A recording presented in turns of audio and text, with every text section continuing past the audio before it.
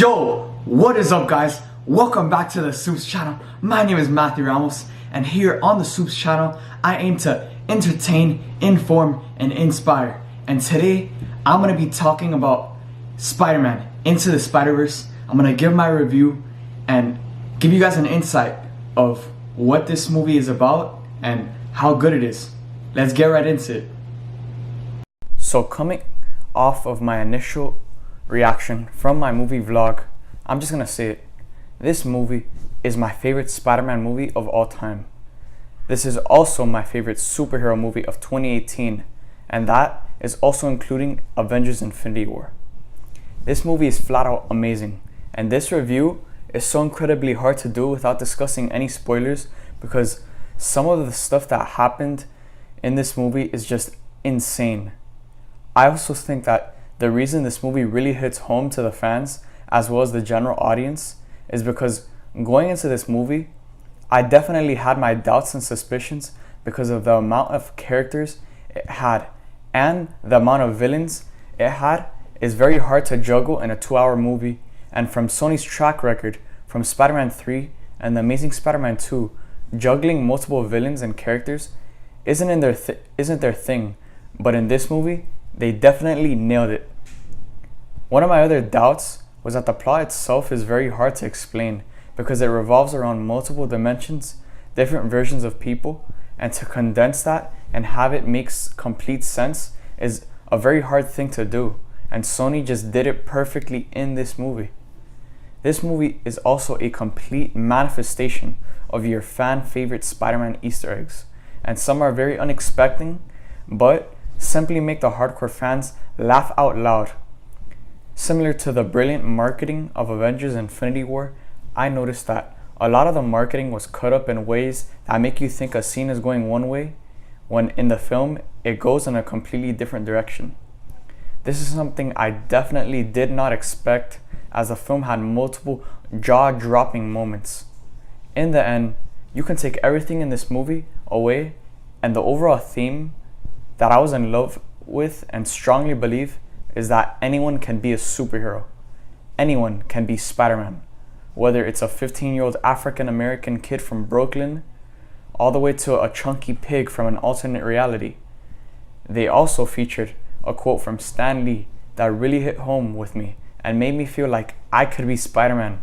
And as an audience member, leaving a movie with that feeling of you can do anything is the best way to leave the theater. Spider-Man Into the Spider-Verse also had a new form of animation that we have never seen before. The animation is flat out outstanding because the entire movie looked like it was coming straight out of a comic book, with the background of the film containing dots, lines, and comic book text bubbles to display what Miles is thinking. One cool fact that I really didn't notice is that sometimes in the film, the lines and colors look misaligned, which creates a blurry effect. This was a deliberate style choice to replicate the printing errors you see in comic books. I mean, how crazy is that? I will say that the animation style does take some time to getting used to, but it definitely grows on you, and by the end of the film, you will realize why this film deserves an Oscar nomination for its amazing animation style that has never been done before.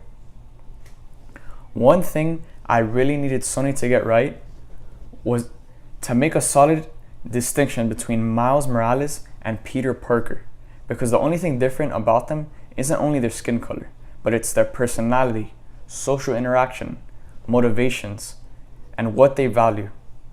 From the beginning of the movie to the end of the movie, I was in love with the character of Miles Morales, and personally, I find him more relatable than the usual Spider-Man we know and love, Peter Parker. Going into this movie, I also wanted Peter Parker to have more of a presence in the film than the other Spider-Man. He definitely did, as he took on a mentor role to Miles, but in the end, learned more from Miles, such as what it means to truly be a hero and why he should keep on fighting. The side characters in this movie were all great, and they each have their time to shine, which is something this movie carried over from Avengers Infinity War, which made me fall in love with each of and every single one of these characters and wanting more movies in the future about them and their world, which was heavily teased throughout this film. The villains in this film were also amazing, and both villains in Kingpin and Prowler definitely carried weight and added to the character of Miles Morales and contributed towards him truly becoming a hero. Kingpin, being the main villain, also carried emotional weight, as in the movie his motivations were very clear and understandable, as he was given a scene that explained why he's doing what he's doing. The Prowler also played a huge role in contributing towards Miles becoming Spider-Man, and served a really nice ambiguous relationship with Miles as both of their worlds collided with their alter egos. The action in this film was very clean and fun to watch, as the team all kicked ass in the major action sequences, and again, all had their moments in these crazy sequences as well. After the beginning of the movie started, I feared that the action sequences were going to be choppy with the animation style in this film, but that really wasn't the case, as the action sequences are 10 out of 10 and had amazing fighting choreography. Another thing going into this film, the general audience is introduced to a brand new Spider-Man, Miles Morales, and over the course of the movie, so many things happen that contribute towards the character development of Miles and his road towards becoming a real hero. Not only does Miles develop, but a middle-aged, worn-out Spider-Man develops as well, as he finds a reason to keep fighting and continuing to be Spider-Man. The pacing of this movie is amazing in that every scene has a significant purpose that contributes to the overarching plot. Coming out of the movie, I had completely forgotten that this was also an origin story for the character of Miles Morales, as so much happened in this film with a runtime of only 2 hours. Overall, I feel like every single scene in this movie had to be included in the final cut, because every scene has a significant purpose, which is one of the reasons this film is rated so high.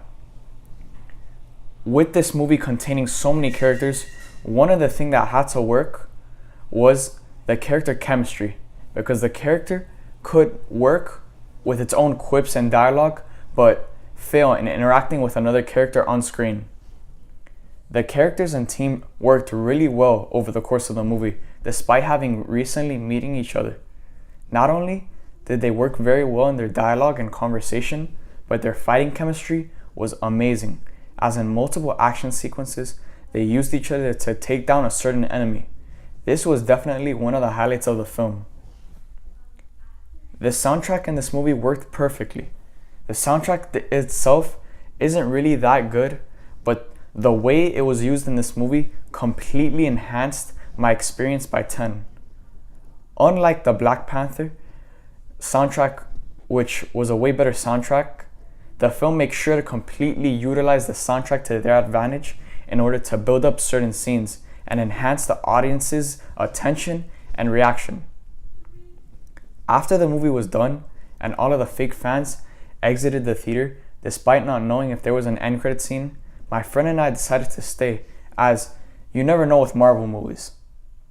And we were treated to an absolute insane surprise, as the end credit scene made my audience explode and definitely drew the biggest reaction from the audience out of the entire film. Make sure to stay for the end credit scene, as it is funny and also sets up the future of this new animated universe. Overall, this movie is amazing in all of its aspects. After I watched the film, I tried my hardest to find at least one negative thing about the film, but I just simply couldn't. Everything is perfect. The tone of the movie, the pacing, the characters, the animation style, the action, the plot, the character development, and so much more. I give this movie a 10 out of 10, as there was nothing that I found to be bad about Spider-Man Into the Spider-Verse. This is truly the perfect Spider-Man movie, and is my personal favorite superhero movie of the year and favorite Spider-Man movie of all time. Coming out of that early screening, I was more mad than happy, just because I have to wait another 2 weeks to be able to see this movie again.